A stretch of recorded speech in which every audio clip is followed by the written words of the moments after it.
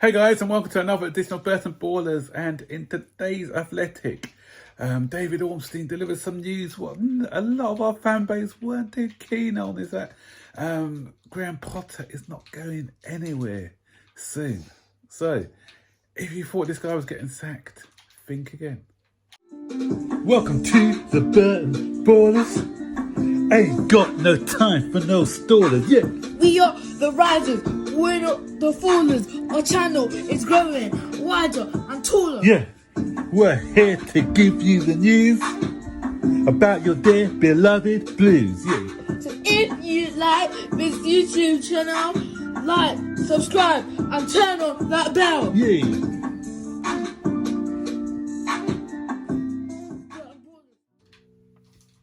So with results up and down, and a lot of people not happy with the way things are going with Graham Potter. What, 3 wins in 10 is it, or 13? I can't remember. But a lot of people are calling for his head and saying he's not the right man for the job. So you know what? If you guys are depressed now, you'll be more depressed by the news from David Ormstein today. And you know what? If you don't like it, you may have to start looking for another club at the moment because Graham Potter's going nowhere soon.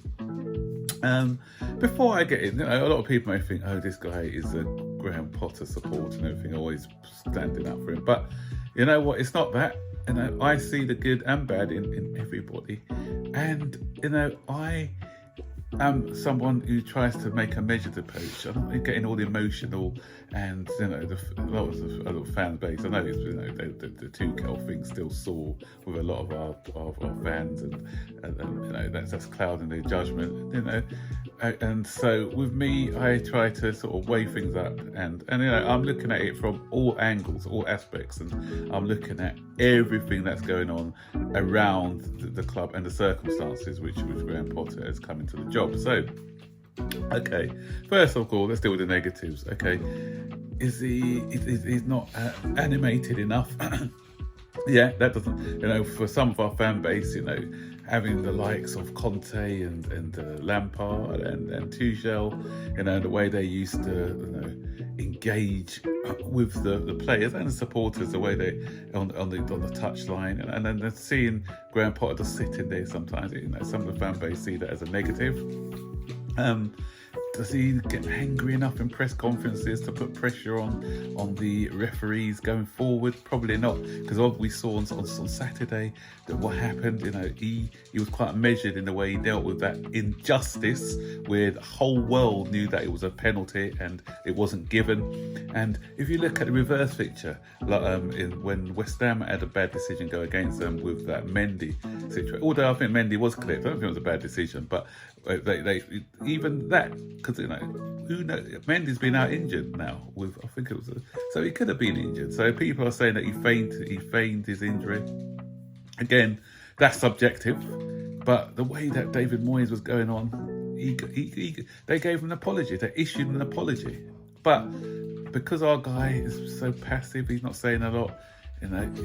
What it does in the future, it makes them think if this guy was angry and highlighted it a bit more, because it's telling that Arsenal and Brighton both received apologies for bad decisions against them, but Chelsea didn't get an apology, and we know that was a terrible decision. And so, is it a Chelsea agenda? They probably wouldn't apologise anyway. But what it does, that's what the likes of Mourinho did it, the likes of Alex Ferguson did it, and what it does, it kind of, as I said, makes the referees think about decisions in the future. Could his team selections be a bit better? Probably, yeah, I think so. Sometimes, why is he sticking with Kai Havertz, for instance? Why not give someone like a Fofana a run out? His tactics, can they be a little bit better? Yeah, that's a difficult one. I'll address that one in a minute. So I can't really knock his tactics for the reasons why I'm going to explain now. So those are the sort of negatives out of the way. But I have sympathy towards this guy, and that's why I say give him time. I know a lot of people are saying, okay, give them time, but I'm not seeing anything at the moment, and that's why I don't want to give him time. I'm not seeing any change. But guys, we need to look at this logically.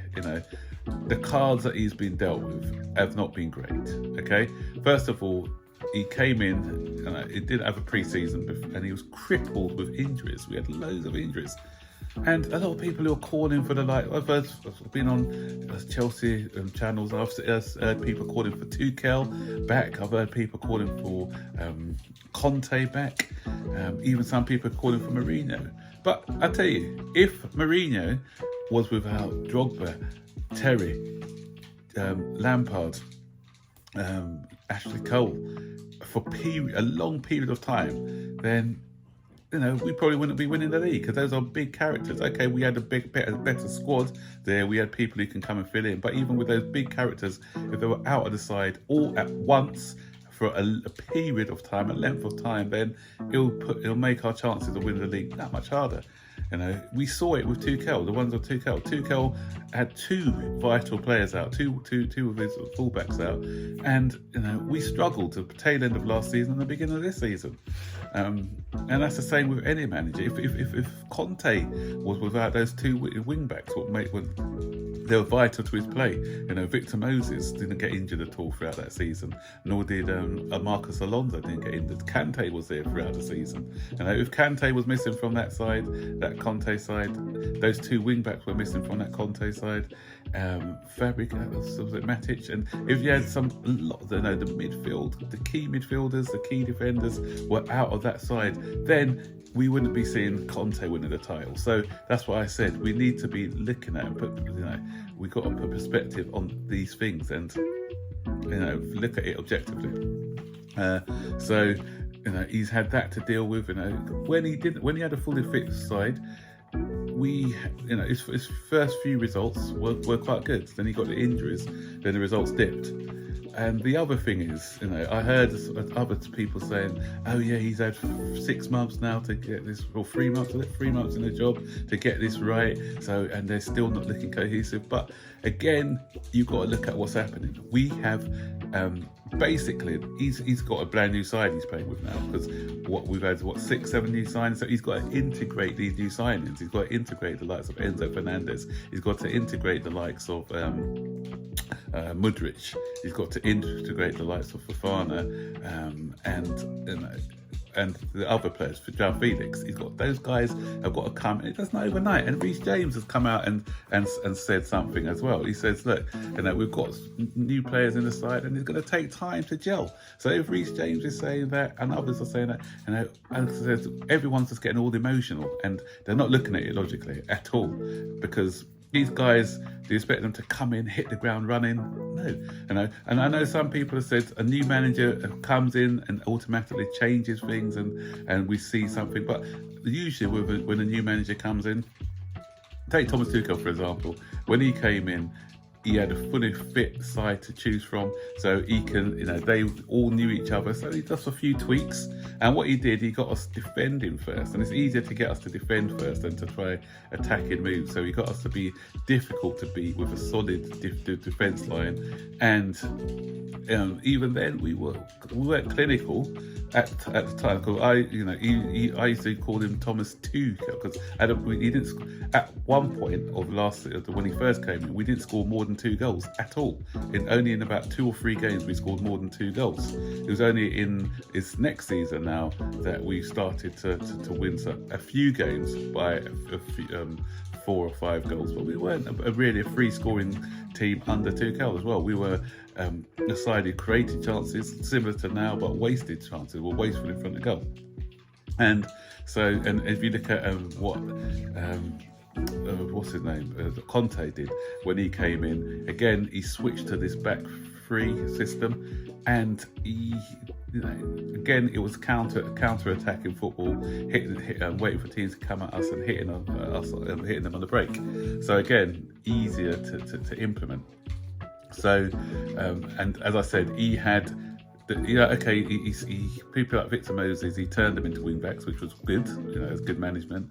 But he still had players who had played with each other and knew each other and understood the chemistry, So that's what Graham Potter has to deal with now. Players who are coming in to the club, new culture, new club, has to bed in, and then again, what you're seeing, even down that right, left-hand side, I know a lot of people, including myself, was criticising Cucurella.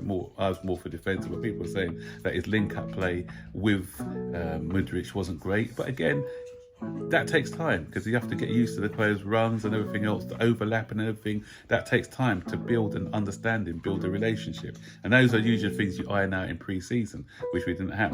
Okay, he's had a few weeks, 3 weeks now to practice these things with the team. So, but what I saw, and in the first 20 minutes of that game against West Ham, I saw what could be, what might be.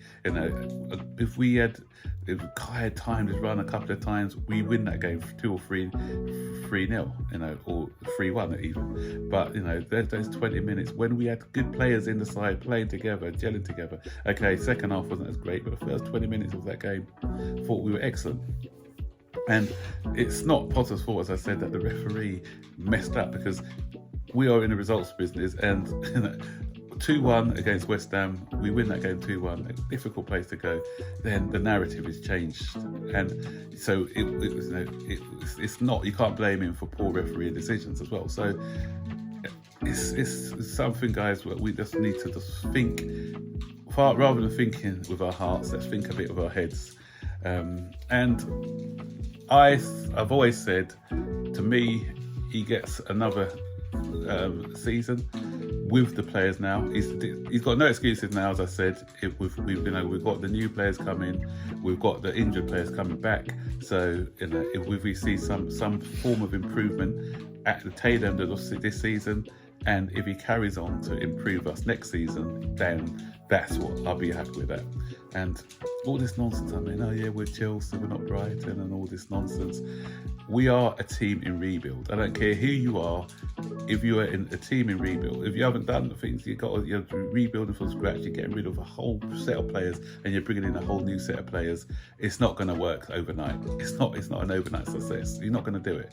We've seen it with Manchester United. We've seen it with Arsenal. The best time to do it is if you're building whilst you've got players in there. What Manchester City have done is quite good, because they have got rid of players at the right time. Even if they're, people like Jesus and people like that, they've got rid of them at the right time. They're bringing in younger players and they're integrating them with the others, and then they're ready to take over. But even now with Manchester City, with De Bruyne getting a bit older now, and Walker getting a bit older, you're seeing a bit of, they're not as, there's the same force as they were 2 seasons ago, for instance. Liverpool are not the same force, because their players are aging as well. So sometimes we just have to tough it out for a season or two, because okay, we're Chelsea, but that doesn't mean that we are, we have a divine right to be in the top 4 every single season.